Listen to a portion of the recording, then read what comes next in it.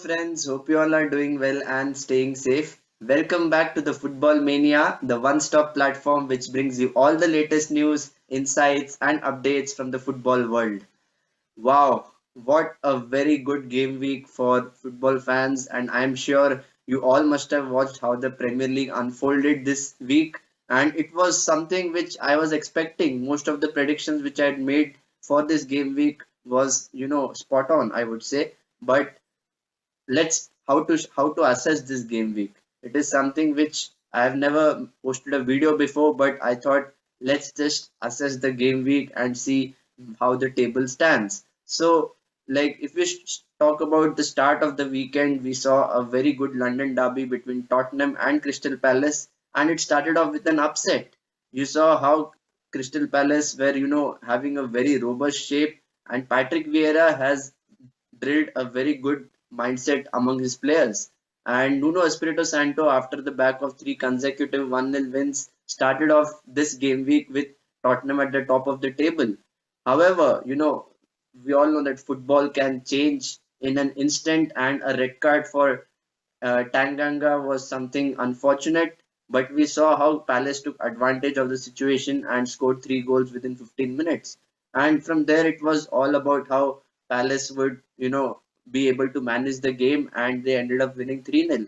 So it was a very good win for Palace. They can take huge amount of confidence from this match going into the next weekend.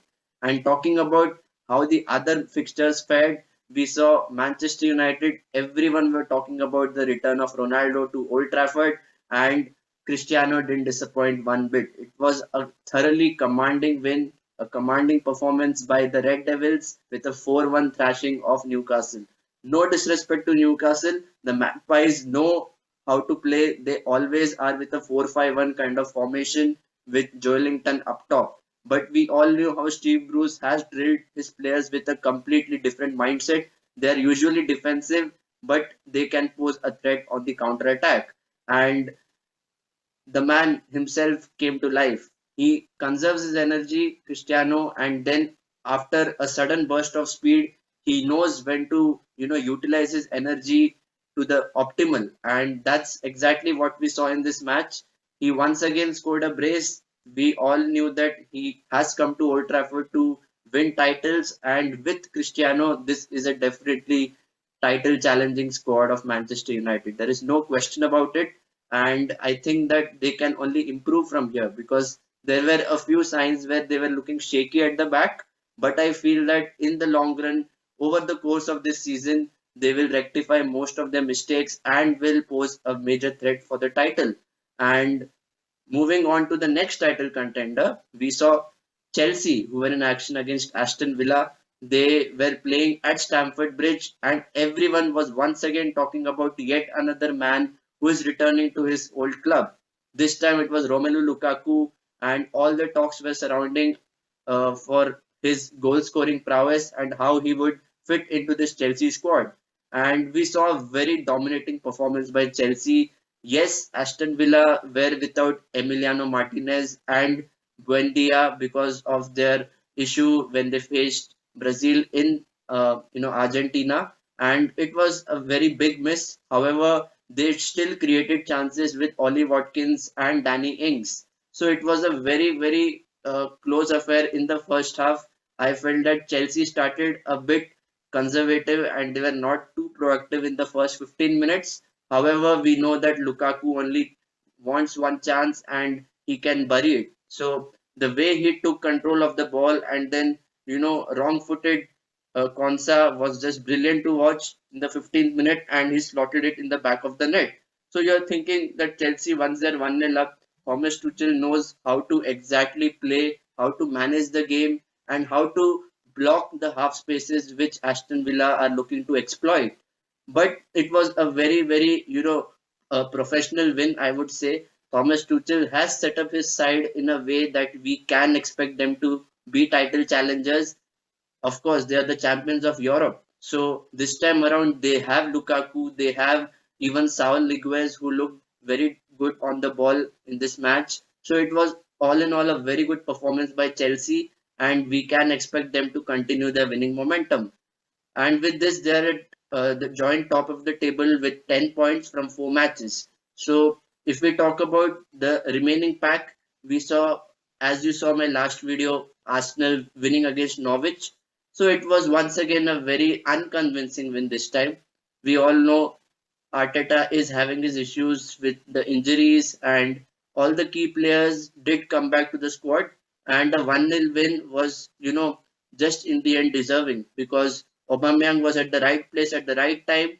And you know what you can get from such a lethal striker? You can just expect goals, and that's exactly what he did to give the Gunners all 3 points. So all in all, I would say we have to be giving credit to Arteta for the way he selected the lineup and the way the team were always on the front foot and looking to create more chances was something good that we saw from Arsenal. So moving on, we saw a very different performance this time around by Liverpool as well.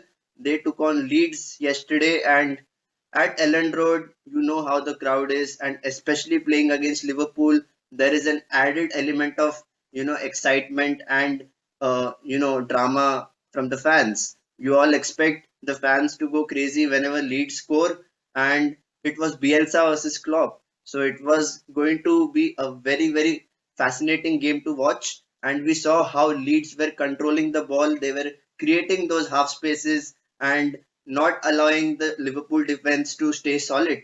And at times we know how Liverpool can get exposed because they always play a high line, and Virgil van Dijk and Matip were kind of controlling the defense. And this time again, Diogo Jota was starting alongside Salah and Mane. So once again, I would say that the front three clicked, and this time Liverpool, once they took the lead in the 20th minute, thanks to Mo Salah, it was always going to be curtains. And the way they have dominated the midfield in most of the matches this season, it is very good to watch how Liverpool are creating a transition between defense and attack. So I would say that it is all in all a very good win. Uh, it was unfortunate the way we saw Harvey Elliott being stretchered off. It was a very unfortunate injury which he suffered in the match, but the way I think it was Troik from the Leeds defense who got the red card as well. So that once again was a nail in the coffin, and I just expected Liverpool to dominate and go on and win the match. So it was a very good win in the end. It was a 3-0 win, and I expect Jurgen Klopp to build a momentum from here, because even they are on 10 points from 4 matches, and we can expect lot of attacking football from Liverpool. Lot of people have counted out Liverpool as title favorites. They feel that they don't have the squad depth to challenge for the title, but you can't always underestimate the Reds. They can prove to be lethal at any point during the season, and you can't take them lightly, that's for sure. So I was very impressed by the way Liverpool performed, and we also saw Manchester City perform against Leicester City. This again was a fixture where we expected a very end-to-end game.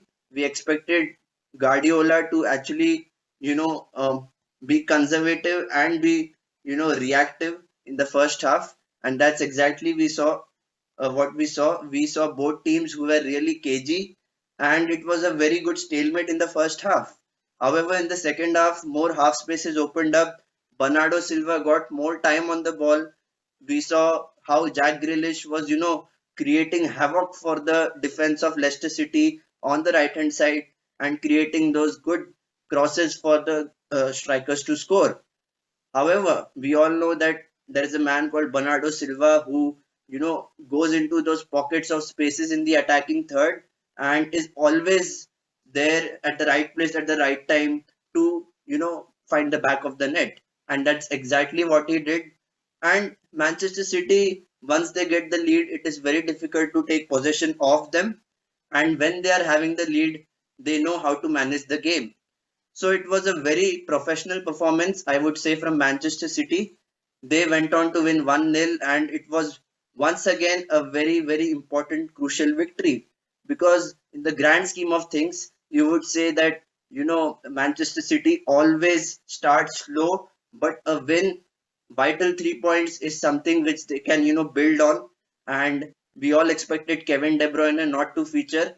And once he's back, they'll look even more dangerous along with Grealish. So I feel that all in all, Manchester City do deserve credit. Leicester were unfortunate.